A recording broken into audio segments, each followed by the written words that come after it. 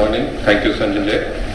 So, technology is all very fine, but what you want is to be able to use the technology with the least bit of headache. And this is where the incremental enhancement in the Lens 6 technology from Alcon has helped with the introduction of the software PI. The software PI is basically an additional contact lens inside the patient interface.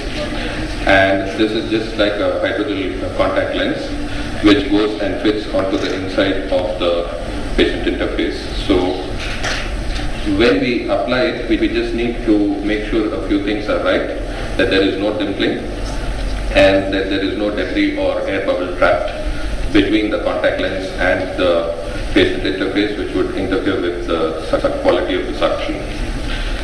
So earlier what used to happen is that you needed a very good approximation of the patient interface as seen in the video, and here you can see just as the patient eye contact with the interface happens, you can see alteration of fluid contact happens. You hit the suction and the eye actually lifts and goes into the patient interface and docking happens.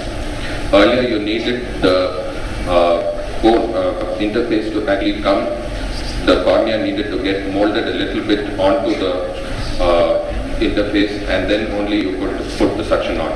So docking is the most critical thing. Rest is all planning.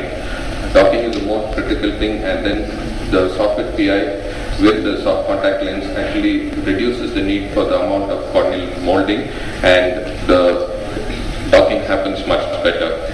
The additional advantage of this is that the intraocular pressure increase that is required to maintain good suction is just about 16 millimeters of increase over the normal IOP. So what happens is that there is better eye control. Since the eye is gripped very well, micro movements of the eye are much reduced, and the shorter skirt of the patient interface actually helps to there is a better skirt which actually helps to maintain that suction, and suction loss is much lesser now.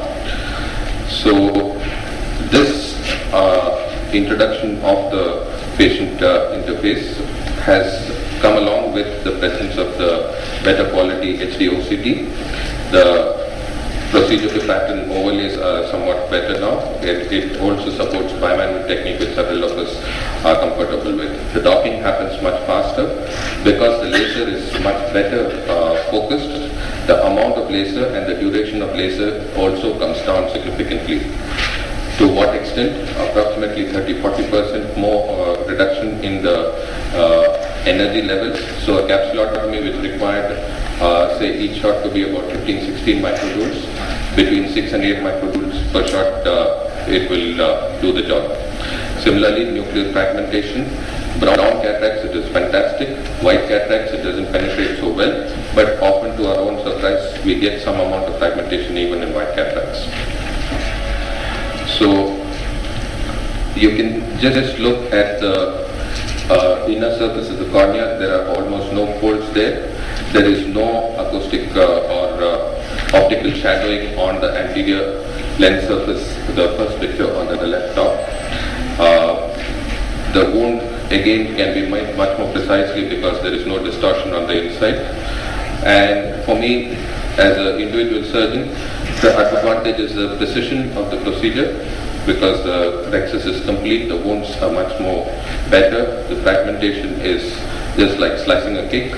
The pristine edges of the rexus margin, the predictability of the nucleus fragmentation, and in challenging cases like for me, I found that phacodonasis or pseudoexfoliation patients, subluxated lenses just worked really well. There was enhanced patient comfort because the pressures involved were much lesser, and it allowed me to do a wide variety of cataracts over here. And this is all made feasible by the software PI. So this is biopthigen intraoperative images on OCT. So this is just after a blade. The first one on the left is just after a blade has gone in, and you can see manually we are trying to create a pre-plane incision, and you can see the amount of distortion that happens on the blade. The laser refractive femtosecond wound on the left is a much more clear, clean incision. The side ports, often there is there is a possibility of detachments on the internal side when it is done manually, whereas the internal opening is much more predictable in femtosecond. Occasionally, if you struggle to make the opening outside, you can get a little bit of epithelial detachment there, but that is also unusual with the software PI. There has been a lot of discussion with regard to the edge of the capsule. It's assumed that when you tear it, you get a continuous edge, but on atomic force microscopy, which is a method of profiling the edges using Raman spectroscopy, you can see that actually a torn edge is having a lot of corrugations and stretch related distortions of the material. Whereas when you look at capsulorhexis, which is completed by femtosecond, you can see it is a sharp vertical cut.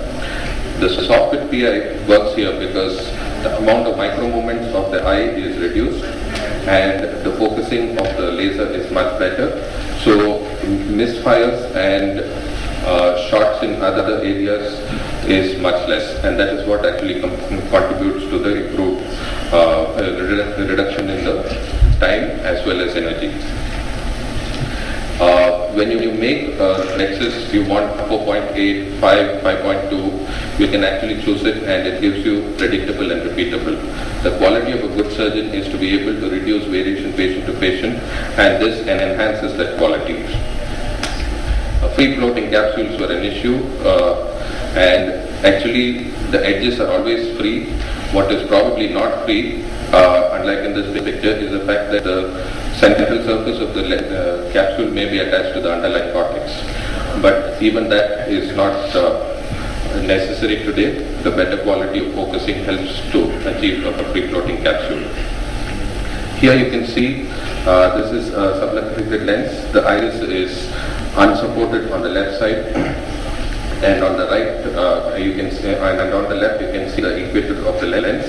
You can actually reposition the capsulotomy and the precision of the lens fragmentation, area of lens fragmentation, and this gives me this following advantage. It gives a predictable rhexis which is centered on the back.